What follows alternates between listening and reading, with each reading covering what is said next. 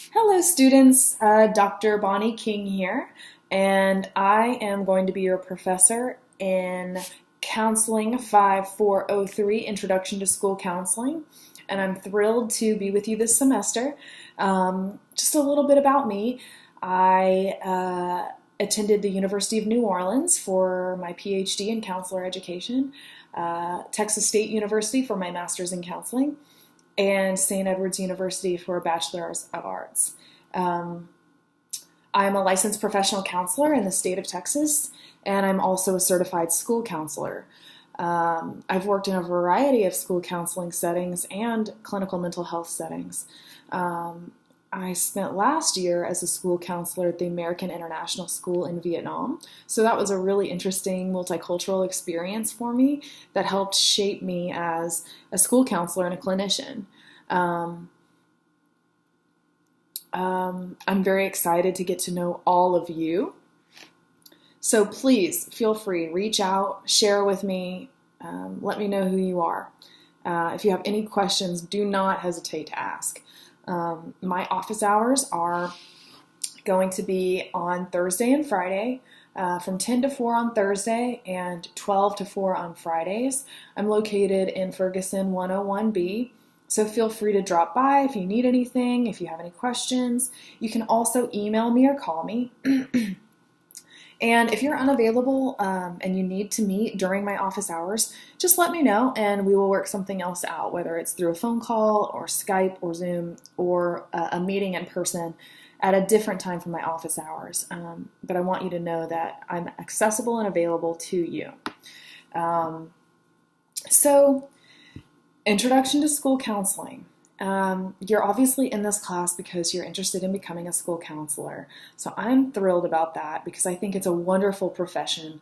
I have loved working with my students. I've loved creating a comprehensive developmental counseling program in the schools in which I've served. It's an extremely rewarding job and actually a very good job with retirement and benefits and time off, limited normal work hours so that you have time with your family. I can't sing the praises of the role of the school counselor enough. I think that school counselors are a very pivotal and important role in the school.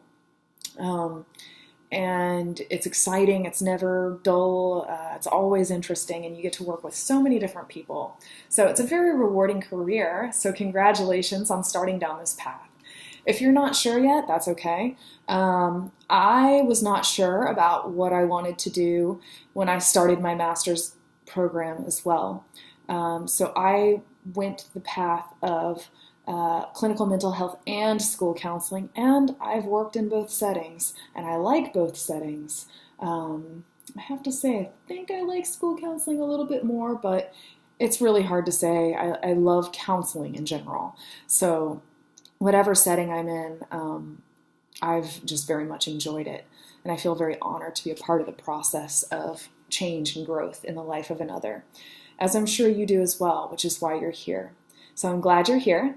Let's jump on into the syllabus. So the course goals are to prepare school counseling students to understand the role and function of the contemporary school counselor and how the counselor functions within an elementary, middle, and high school. Students will understand and learn how to implement the ASCA National Model.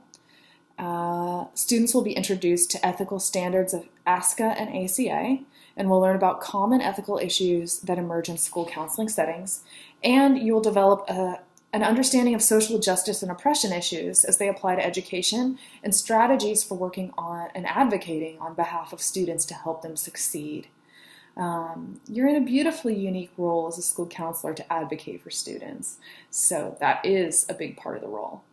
All right, so like I said, the rationale for this course is that you will implement a comprehensive school counseling program that benefits the school and the students in a variety of ways. Counseling can help youth face emotional and social and academic challenges. You will be required to consult and collaborate with other professionals and family members on behalf of students. And counseling leadership creates a healthy environment where youth can succeed while in school and in the future. My motto is, be the adult that you didn't have in school.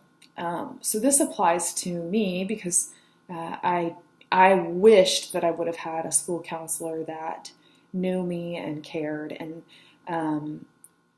if you did have one, that's amazing. And I hope that that person inspired you to be a school counselor.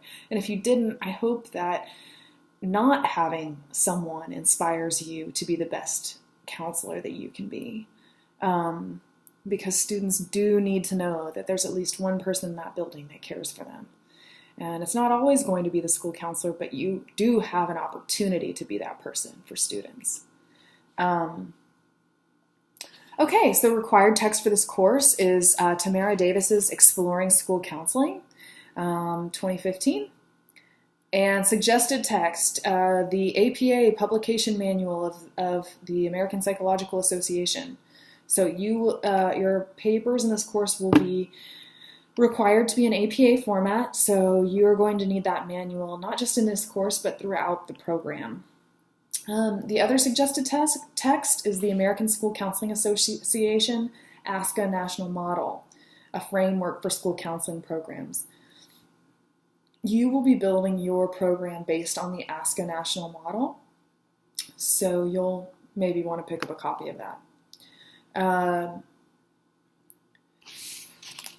So the course objectives are pretty straightforward and they're listed in the syllabus, so I'm not going to read them to you because I know you all know how to read. Nor will I read you the KCRAT standards. I will go over briefly the counseling department statement of expectations. So as professors, we are gatekeepers in the profession of counseling. That sounds kind of scary, but all it really means is that you are in a unique role to help others as a school counselor. And if there are interpersonal deficits that get in the way of that, you could hurt people. So we require a set of expectations in this program regarding your character development and your behavior. Basically what that means is you just need to be a respectful, professional individual in this program to every single person you encounter. It's not very different from the expectations of any workplace. You need to be warm, genuine, empathetic, and respectful. But on top of that, we have one other expectation, and it's that you are open to feedback. So in order to grow, you have to learn a great deal in this program to be a skilled, ethical, and effective counselor. It requires knowledge, it requires skills, and part of that process is getting feedback so that you can learn about areas of growth for you. Sometimes feedback can be hard to take, but we ask that you be able to accept feedback and take it in stride and grow from it instead of shutting down and becoming offended, because we're here to learn, and if you're not able to receive feedback, you're going to have a hard time learning. Okay, if you have any more questions about that, you can also access the student handbook. Academic dishonesty, that's another big issue that we need to address. Obviously, plagiarizing is against the university's rules. It's also against my rules. If you have questions about plagiarism, consult the syllabus, consult the handbook, or consult the website at the university, because it's an expectation university-wide that you do your own work, that you cite any material that is the work of another, and that you not plagiarize your own material. If you have any questions about that, you can also ask me. Late assignments are not accepted in this class. Your papers will be accepted, but 5 points a day will be taken off. And as you know, you'll start dropping letter grades very quickly if you turn your paper in a few days late. So don't turn your papers in late. No online assignments will be accepted late. Tests will not be allowed to be taken late unless you have some extreme extenuating circumstance that you let me know about way in advance. I know that life sometimes happens and we will make accommodations for that, but just know that an incomplete is very rare. If you have a disability, I'm happy to accommodate you in this course. However, please contact the Office of Disabilities and get your paperwork on file so we know exactly how to help you. Do that as soon as possible so that we don't get behind in the semester, okay? Class participation is expected. This is an online course and you're responsible to submit your assignments on time. Participation is required in online discussions, weekly assignments, etc. Take a look at the syllabus for a breakdown of points, but a few of the assignments we have in here are the online assignments, a paper on why you would like to be a school counselor, and this is exciting for me because I get to know all of you and understand your professional and personal backgrounds a little bit and why you chose this profession. Then there's a midterm exam at week 7 and a paper called Interview a School Counselor. You are to write a 10 to 15 page paper describing the role of the school counselor based on an interview with a school counselor, in addition to the ASCA and Texas models of counseling and guidance. You'll be required to describe your vision of the role of the counselor based on what you've learned about the role from the interview, the text, and the ASCA model. Please see the handout for more information on that assignment. It should detail exactly what's expected of you. And if you have any more questions, again, feel free to ask. I'm providing this video for you, but that's not going to be a weekly thing, but you may see a video every once in a while, particularly if I think there's a concept that might be challenging for you.